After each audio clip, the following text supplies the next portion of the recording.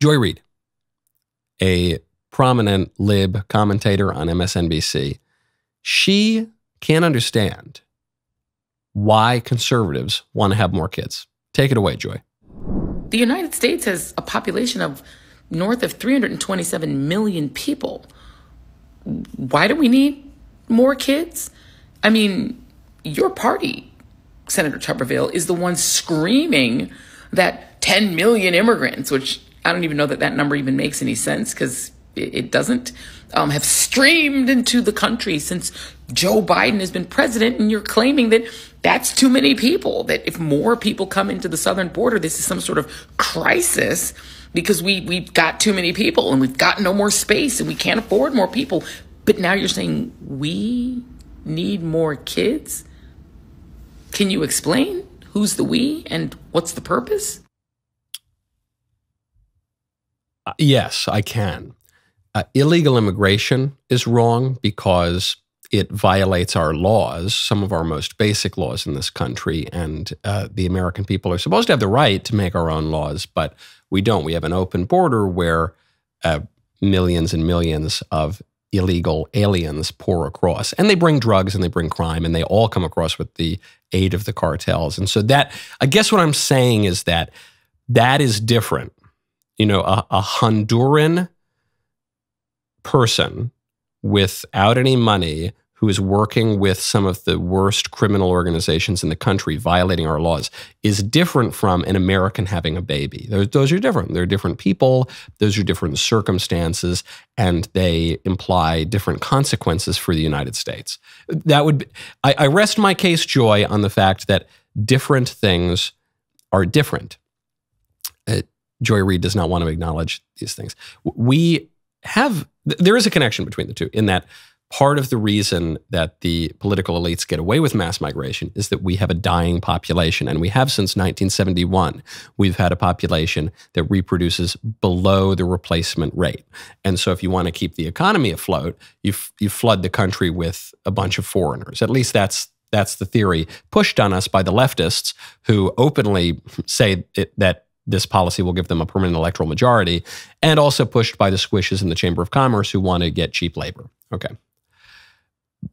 But it's illegal, and it would be preferable, it seems to me, for Americans to have thriving families than to have dying families and just flood the country with a bunch of foreigners. People are not just totally interchangeable. You can't just have a country and then change out all the people and have the same country. Even though you'll have the same geography, I was going to say you'd have the same borders, but we don't really have borders anymore anyway.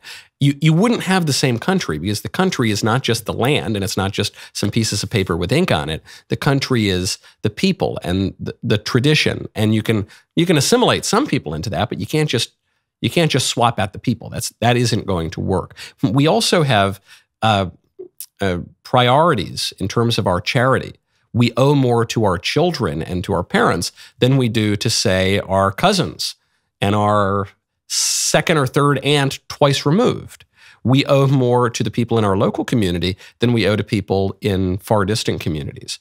We owe more to our countrymen than we do to foreigners on the other side of the world.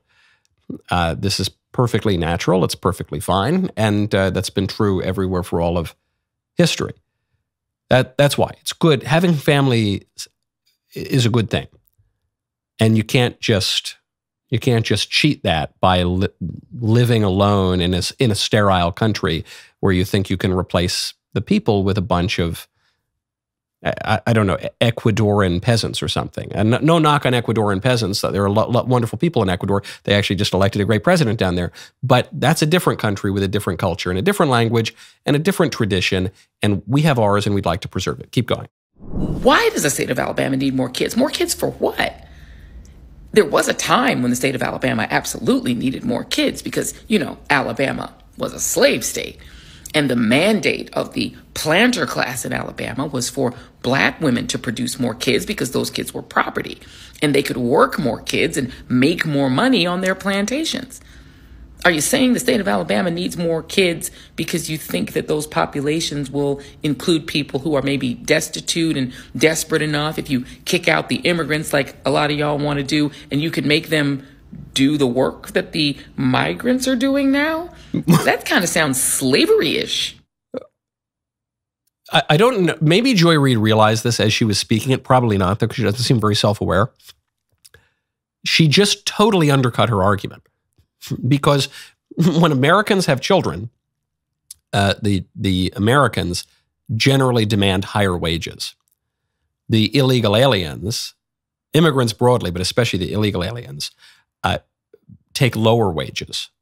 So if you're talking about getting just a cheap labor class, you would be making the arguments in favor of the left and the Chamber of Commerce who want to flood the country with illegal aliens. And they're not hiding this argument. They make it very openly. They said, well, if we don't have a ton of illegal foreign nationals in our country, who's going to pick grapes for really low prices? And who's going to clean your home off the books? And who's going to nanny your kids and not pay taxes on it and accept the meager wages that you pay them? Who's going to do it? No American's going to do that. The wages are too low.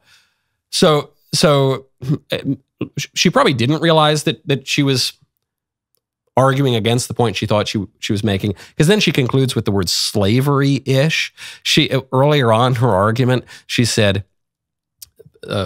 some senators are suggesting that there are 10 million illegal aliens in this country, which I don't even think that number makes a lot of sense, because it doesn't. And I mean, this is the caliber of argumentation from a leading left-wing pundit on a major left-wing TV channel who is a graduate of Harvard University. That woman has a degree from Harvard. Now, Harvard's reputation has taken quite a hit in recent weeks because it turns out the president of Harvard was a plagiarist who copied most of her work and who only had 11 academic publications to begin with. That's what a reasonably impressive graduate student would have during graduate school, okay? And that was the president of Harvard. So it shows you that Harvard degree is now totally worthless in the world of DEI and identity politics.